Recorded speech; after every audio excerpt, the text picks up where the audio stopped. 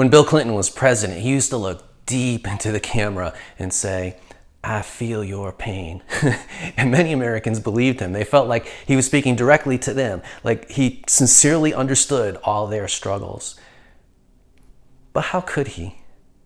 How could he understand what it's like to live in the abject poverty of Appalachia? How could he understand what it's like to have to try and survive the violent streets of the South Bronx?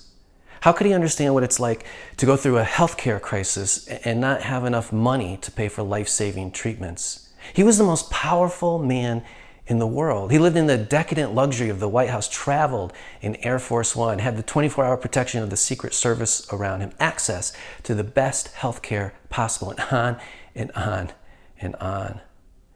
The only way he could truly feel our pain is if he gave up all the privilege of the presidency, if he came out of the White House to live in a shack in Appalachia or a housing project in the Bronx. Of course, he never did that. No president ever has. No president would ever contemplate such a thing, giving up all the privilege of the presidency in order to empathize with us. As a pastor, I've been with a number of parents who've had children with serious illnesses. In some cases, those illnesses ended up being terminal.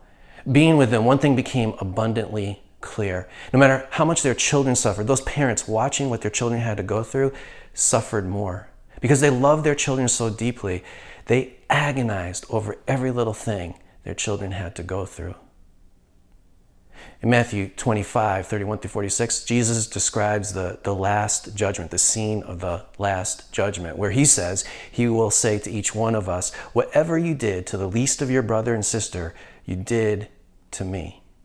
Usually that passage is interpreted moralistically. In other words, be charitable to the needy, because whatever you do for the needy, you're also doing for Jesus, for God. And it's a good way to interpret it. There's truth to that. But there's more to this passage than that. Radically more. People often mistake this passage as being a parable. It isn't. Jesus is actually describing the reality of the final judgment and all that goes into it. And that has earth-shattering implications. What he's saying there is that whatever happens to the least among us, that means any one of us, actually happens to him. Jesus, the eternal Son of God, God himself, has made himself vulnerable to our pain. The most powerful being in the universe has given up all the privilege of divinity in order to experience everything we have to go through, including death on a cross. Like a loving parent, God agonizes over everything we have to go through. He feels our pain. God suffers with us.